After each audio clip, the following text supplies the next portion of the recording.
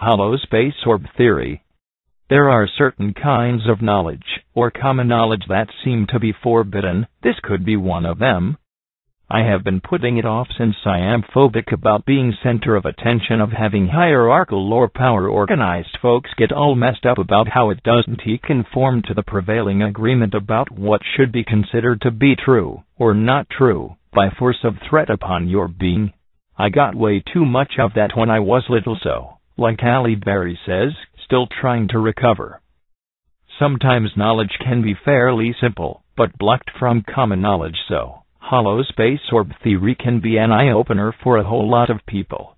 It is not difficult unless you are a common knowledge status addict, because then you will hate it, and maybe want to kill me.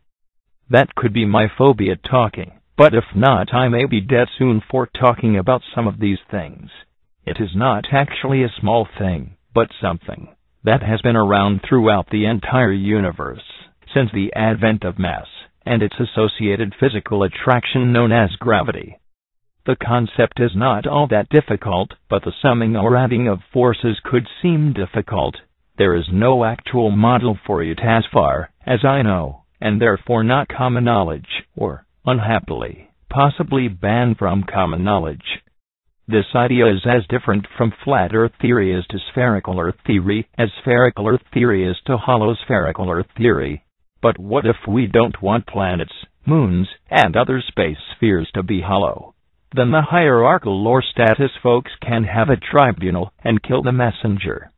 This is the colorful part of common knowledge, when they kill the messenger. Sometimes it can be the color of blood, or it can also be the color of asphyxiation, when they hang you.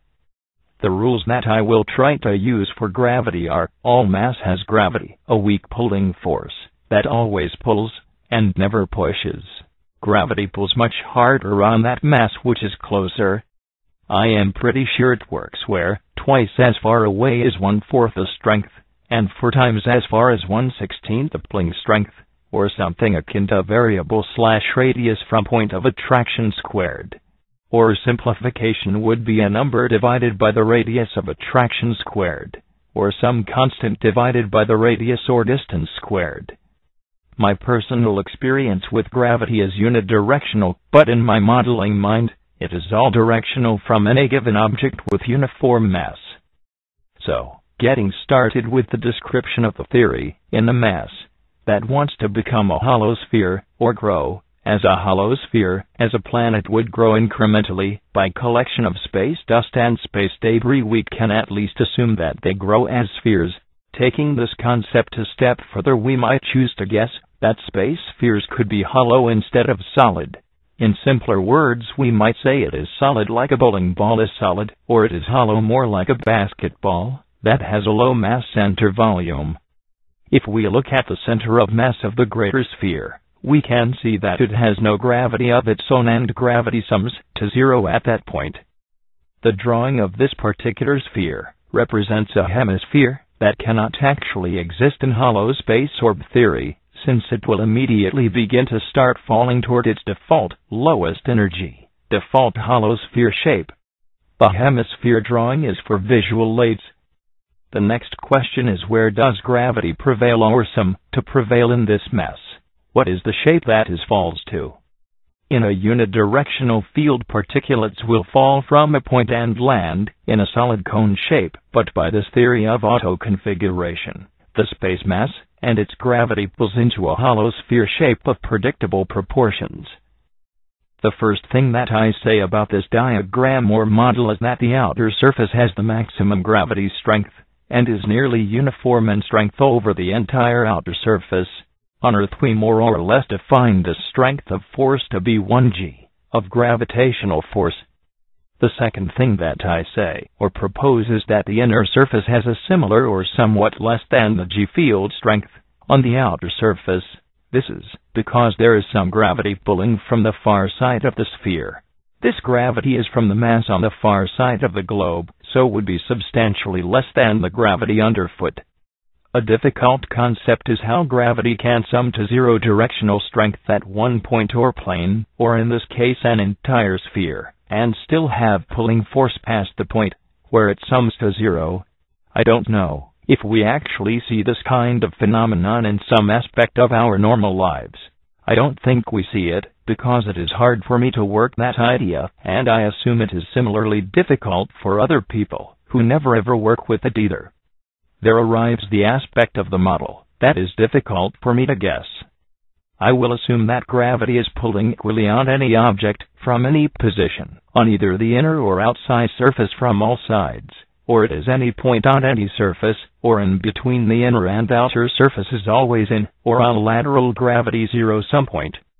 Again, we don't feel sideways gravity even though it is the force that actually keeps the planet from becoming a ring, or pulling itself into a thin sphere.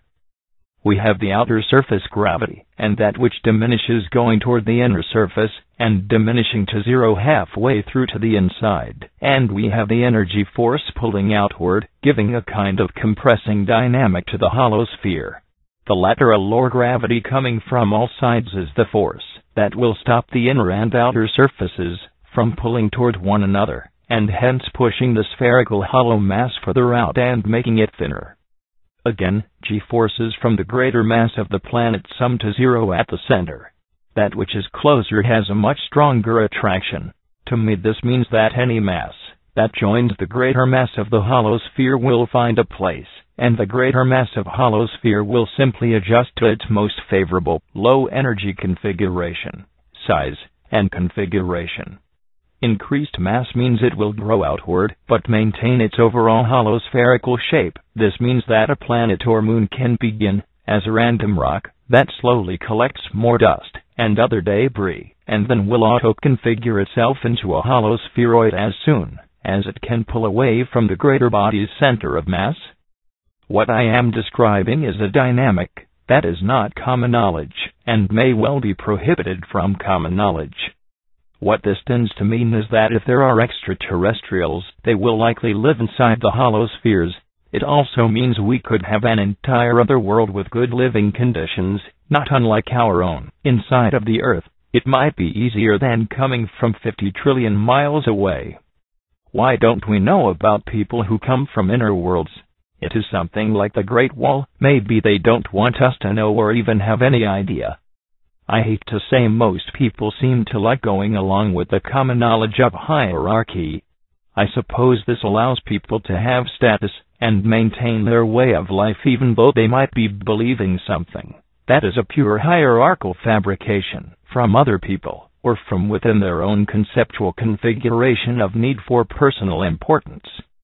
Also, if a hierarchical group can cause general misconception on an issue that requires understanding, then they can enforce their hierarchical nonsense, keeping you down or in the dark on matters that require further insight. We can be kept in the dark on a great many things, and our lives and organization can revolve or orbit around the gravity of bad information.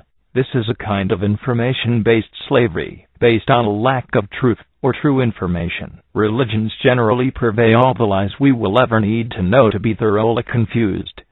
Generally spoken, common knowledge information is similar to religion, or a centralized indoctrinating force of essential hierarchical guidance toward ignorance.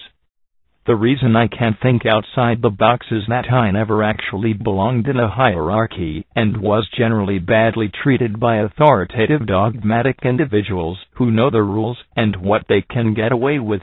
I am afraid that would include my parents.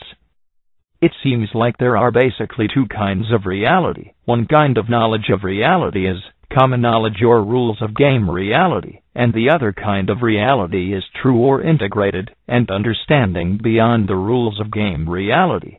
In our world, most successful people are gamers or people who like status and skew or block truth. These two kinds of reality are generally in conflict because hierarchicals need to slant or skew, and tend to believe that the right to squash somebody's truth is a right of status, or a legit way of gaming for status.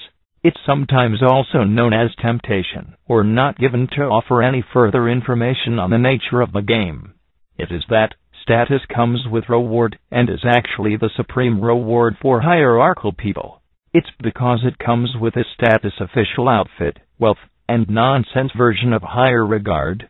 also the get to lie and still be believed, because everyone is hierarchically involved in believing the same falsehoods. Believing is difficult because the God of common knowledge takes your particular bias to heart, and that makes you do that too, and consequently, unable to recognize your own logical flaws. Believing is when you are not sure what the reality of the matter is, but will go along with something because your personal status level depends on it. What better thing to die for than truth and understanding? I am more phobic of trying to interact with hierarchals and believers, and I am flat out fearful of dying. You might try to take my word on that. I know I try to take my own word that I am not fearful. Fear is part of bias and biasing logic or lack of logic. No one actually knows what lack of bias is like.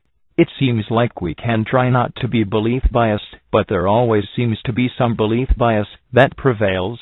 Bias is something that people normalize or become inured to, and when that happens, truth becomes evil or outlaw to them. Bias is not only a kind of blindness, but the kind of blindness that says belief is truer than perceptual and considered truth.